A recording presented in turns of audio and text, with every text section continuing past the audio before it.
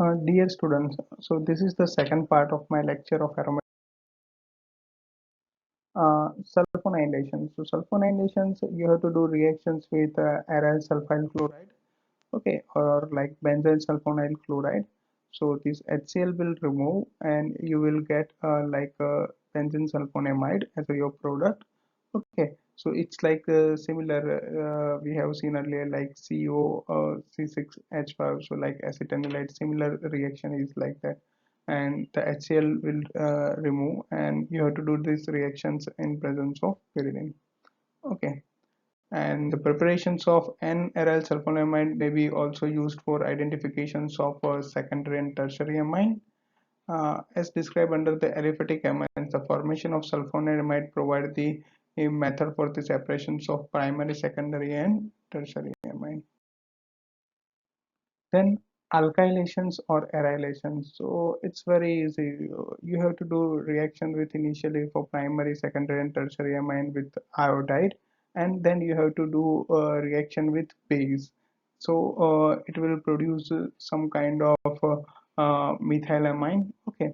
For primary and secondary amine, like you will get like methylamine or dimethylamine, whereas for tertiary you will get trimethyl ammonium iodide. This is some kind of strong base. Okay.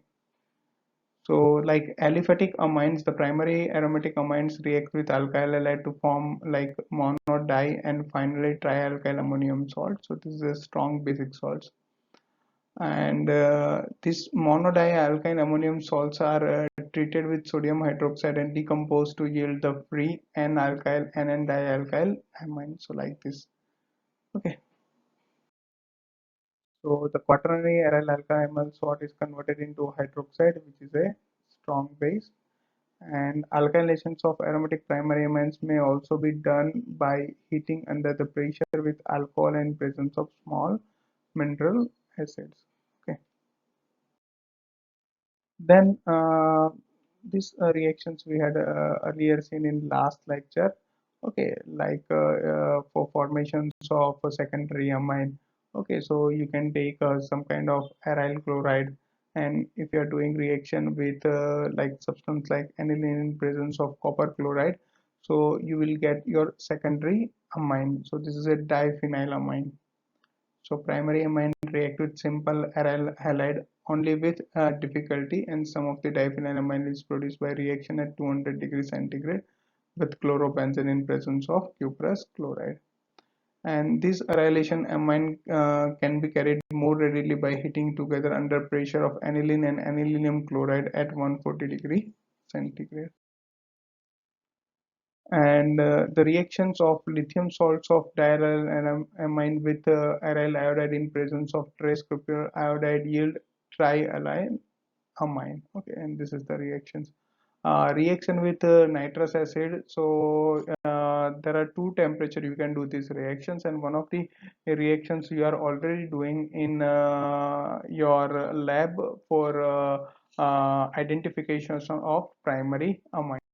And this reaction is known as diazonium salt. So generally for primary amine, and if you are doing reaction in presence of nitrous acid means NaNO2 and HCl at 0 to 5 degrees centigrade, 0 to 5 degrees centigrade, so you will get a diazonium salt. And thus aniline dissolve in hydrochloric acid to form salts, and aniline hydrochloride react with nitrous acid to yield benzene diazonium chloride. So like this aniline hydrochloride and nitrous acid, so you will get benzene diazonium chloride. Similar, you can do a reaction at high temperature with nitrous acid, so you will get a product as a phenol, and nitrogen gas will release. So aliphatic primary amines do not form stable diazonium salt under the similar conditions, and they react with nitrous acid to yield alcohol and nitrogen. And the reaction is therefore used for taste to distinguish between the aliphatic and aromatic amine. Okay, so even for secondary and tertiary, you will get a different kind of colors. Okay. For secondary amine, the actions of nitrous acid on secondary amines is similar to that secondary aliphatic amines, and the product is nitrosium ion.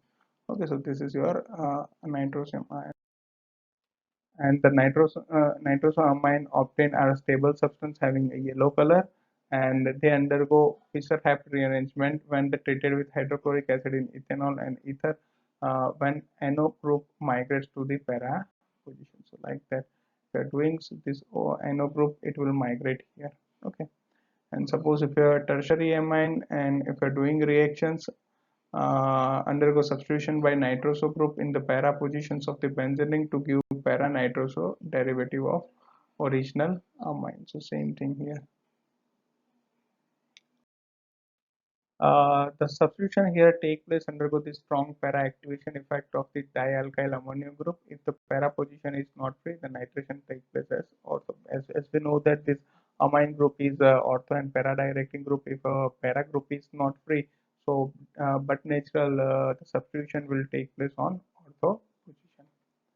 So when the para-nitroso derivative obtained as above in hydrolyzed with alkali dialkyloamine group is detached from the ring giving para-nitrosophenol and dialkyl amine. So like this is like some kind of hydrolysis.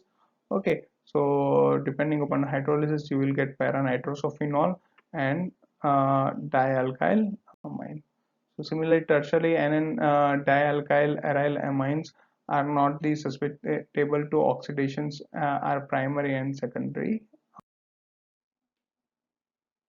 So like this is some kind of oxidations and you will get the product. Okay, so oxidation is simply you have to do oxidations in presence of like dichromate. So you will get a parabenzoquinone as a product. Okay, so see, it's simple. Aromatic amines are readily oxidized and the product of oxidations of aromatic amine depends on the condition of oxidations and the reagent used.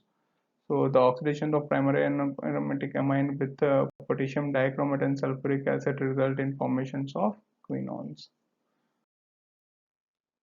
Carros acid permonosulfuric acid oxidize the primary amine group to nitroso group, and perfluoro acid oxidize the primary amino group into nitro group. So it's like that. Initially, if you are doing reaction with caro acid, so you will get NO and NO2, and if you are doing reactions with this dilute HNO3, you will get a dinitro product. Okay, para dinitro benzene as a product.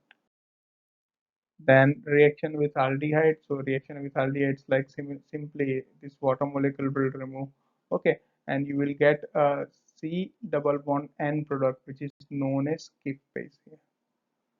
So amine react with aldehyde in manner similar to primary aliphatic amine and giving condensation product. Thus, when aniline react with aldehyde on warming gives Skiff base and the product are almost stable when aldehyde is in aromatic.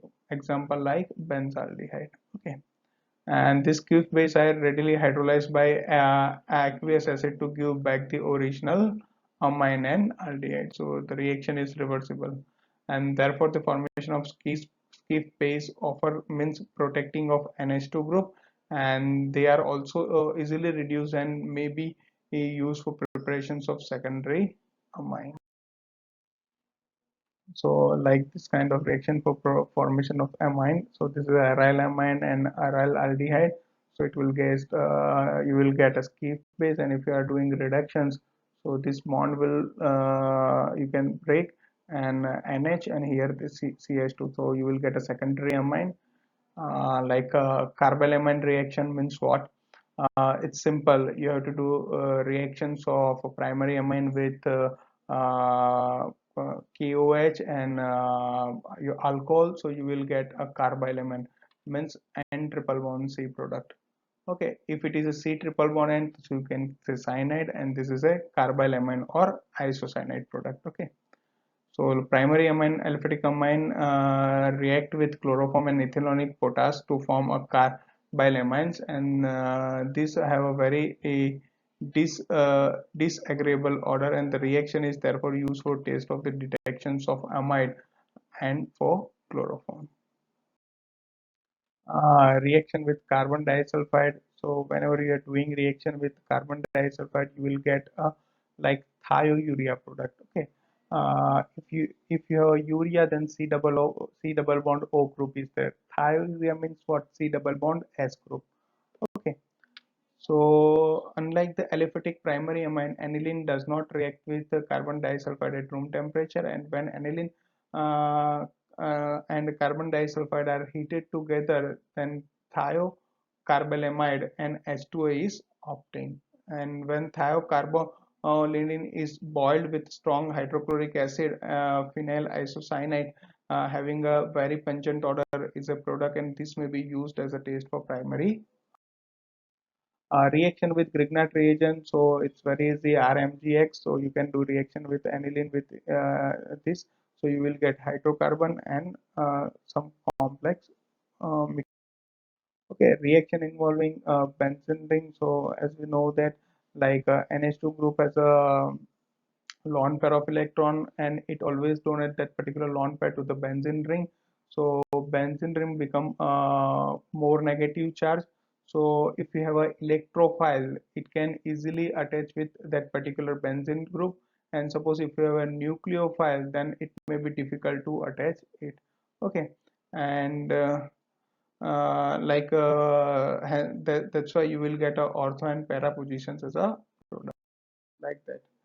So this lone pair will donate here. So this whole benzene ring become negative, and we had already seen in resonance structure like the resonance charge, negative charge is always moving here, ortho, para, ortho positions. Okay, so that's why the electrodensity higher is here, and yeah, I can say like the electrophile can easily attach on this position. So like this, if you have an electrophile, you will get like this kind of ortho or para product. Like okay, if you don't want to this kind of uh, tri-bromo product, what you have to do, because as we know that this NH2 group is an ortho meta directing group, but you can deactivate this NH2 group. Okay, so you have to do acylation, so you will get acetanilide. And now if you are doing brominations, you will get a para product. Then what you have to do, you have protected this with acetylations group. Now you have to again do, if you are doing reaction with KOH, you will get again NH2. So you are deactivating. Initially you have protected, then deprotected, and you will get the product. Okay. So mostly these things, whenever you are doing research, this is a very important thing. Okay. If you have aniline and if you want to protect NH2, you must do acetylation with acetic anhydride. So this is the structure of acetic anhydride. Okay. Then nitrations. As you know that for nitrations we have to use HNO3 and H2SO for mixtures. Okay. And you will get a meta directing. Similarly, nitrogen NO2 is always an electro withdrawing group. Okay, so that's why this is an exception case. Instead of ortho para, NO2 is a meta directing group. In strong acid, aniline exists mainly is anilinium ion. Anilinium ion is nothing but you have to write like NH3 plus.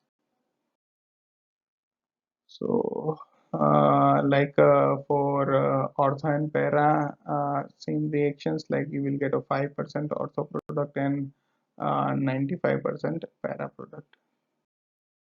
Sulfonations, you have to do reaction with sulfuric acid at around 200 degrees centigrade. Okay, so you will get aniline hydrogen sulfide, and if you are heating this, this will decompose and you will get a sulfonamic acid, and this is an intermediate step and it is not stable. So the you will there is some kind of rearrangement occur, and this SO3 group will attach to the para position, and you will get para amino benzene sulfonic acid. Hoffman-Martius rearrangement. So in this rearrangement, N alkyl or N dialkyl amine, initially you have to heat it with strong acid at 300 degrees centigrade, and intermolecular migrations occur of alkyl group. Okay, so initially it will go to the para positions.